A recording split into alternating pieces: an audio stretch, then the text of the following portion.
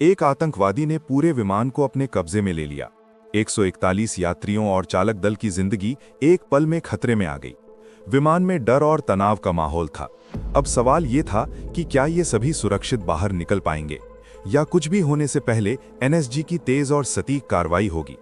एक आतंकवादी, 141 बंधक और सिर्फ मिनटों में तय होने वाला जीवन मृत्यु का खेल। क्या कोई बच पाएगा? 24 अप्रैल 1993 को Indian airlines flight IC427 Bharat के नागरिक विमान नेटवर्क में एक आम उड़ान थी। ये विमान दिल्ली से श्रीनगर जा रहा था। विमान में 141 यात्री और चालक दल मौजूद थे।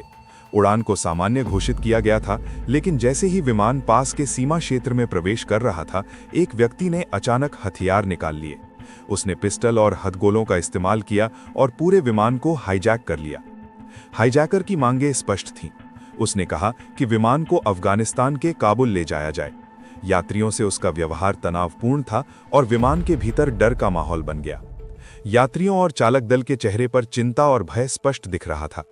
विमान की स्थिति का नियंत्रण पाकिस्तान के एयर ट्रैफिक कंट्रोल के पास आया, लेकिन पाकिस्तान ने विमान को अपने हवाई क्षेत्र में प्रवेश की अनुमति नहीं दी।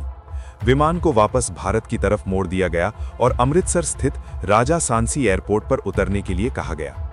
विमान ने सुरक्षित रूप से अमृतसर में लैंड किया, लेकिन हाईजैकर को नियंत्रित करना आसान नहीं था। उसने अपनी स्थिति मजबूत कर ली थी और उसने विमान के धड़ में चेतावनी के तौर पर एक गोली भी मार दी थी। सकुशल यात्रियों के निगाहों के सामने ये दृश्य तनाव पैदा कर रहा था। स्थिति अब गंभीर थी और तत्काल निर्णय लिया जाना जरूरी था। भारत सरकार ने elite national security guard commando को बुलाया। एनएसजी के 52 स्पेशल एक्शन ग्रुप की टीम को ऑपरेशन के लिए बुलाया गया। एनएसजी कमांडो को यह जिम्मेदारी दी गई कि वे यात्रियों की जान बचाएं और हाईजैकर को जल्दी से जल्दी नियंत्रण में लें। कमांडो तुरंत तैयारी में जुट गए। वे अपने हथियारों और उपकरणों को चेक कर रहे थे। अलग अलग टीमों को अलग अलग दरवाजों और प्रवेश बिंदुओं पर तैनात किया गया। कम्युनिकेशन सेट और कोऑर्डिनेटेड संकेतों को दोबारा से किया गया। हर कमांडो को पता था कि कोई भी गलती सीधे तौर पर यात्रियों के जीवन को प्रभावित कर सकती है। एनएसजी की रणनीति एंटी हाईजैक टैक्टिक्स पर आधारित थी, ताकि हाईजैकर के पास कोई मौका न रहे। ये रणनीति सरप्राइज एंट्री, सिंक्रोनाइज्ड मूवमेंट और लाइटनिंग फास्ट डिसीजन मेकिंग पर केंद्रित थी। कमांडो हर संभव दिशा से हमला करने के लिए तैयार थे। रात का समय था और कमांडो अंधेरे का लाभ लेना चाहते थे। उन्होंने विमान के दरवाजों पर एक एक करके अप्रोच किया। जैसे ही उन्होंने अंदर प्रवेश शुरू किया तो सर्वेलेंस सिस्टम्स की मदद से शैडो डिटेक्शन और पोजीशंस की पुष्टि की गई। जैसे ही कमांडो ने कॉकपिट की दिशा में कदम बढ़ाया, हाईजैकर पूरी तरह से हैरान था।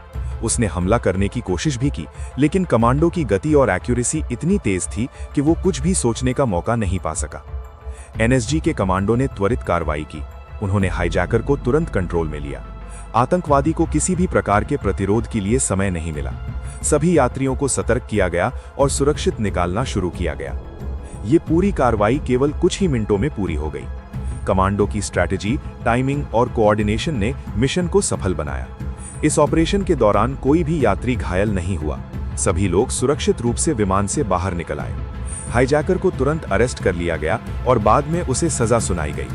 एनएसजी कमांडोज की कार्यप्रणाली और कुशलता ने मिशन को सफल बनाते हुए दुनिया को एक उदाहरण दिखा दिया कि ट्रेन्ड फोर्सेस किस हद तक ऑर्गेनाइज्ड रूप से कार्य कर सकती हैं।